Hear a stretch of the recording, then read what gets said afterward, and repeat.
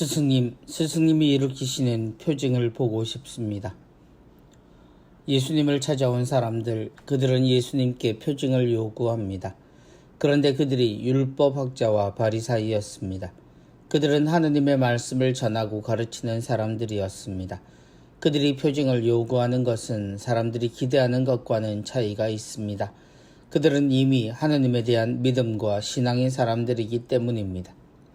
그들이 예수님에 대한 확신이 필요해서 순수한 마음으로 청했을 수도 있고 예수님을 떠보기 위한 시험일 수도 있었겠지만 이 둘 다 그들이 지닌 신분에는 전혀 맞지 않는 요구였습니다. 하느님을 믿고 따름은 모든 신자에게 공통적인 부분입니다.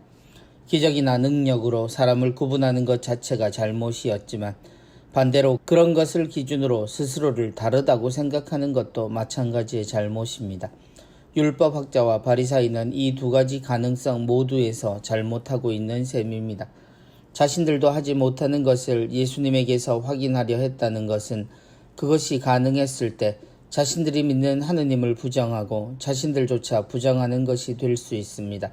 또한 예수님을 시험하려 했다면 예수님에게 일어나는 일에만 관심을 두고 그분을 이미 하느님과 분리해서 생각하고 있다는 뜻입니다.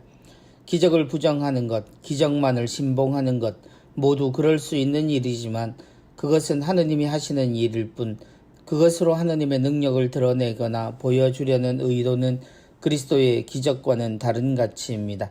표징을 요구하는 하느님의 사람들, 눈에 보이는 것으로 하느님의 은총을 이야기하려는 이들도 문제지만 그 자체에 대한 불신으로 사람을 대하는 이들의 태도 역시 고쳐져야 합니다.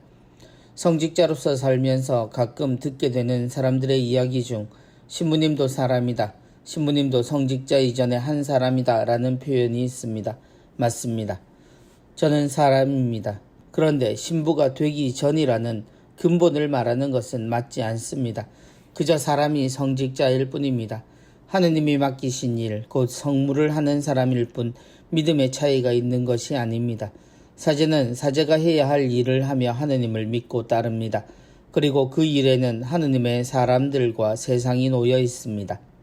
성문은 하느님을 증거하는 행위가 아니라 하느님 안에서 살아가는 일입니다.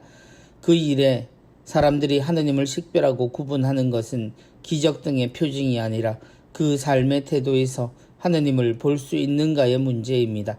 성직자가 아닌 누구라도 말입니다.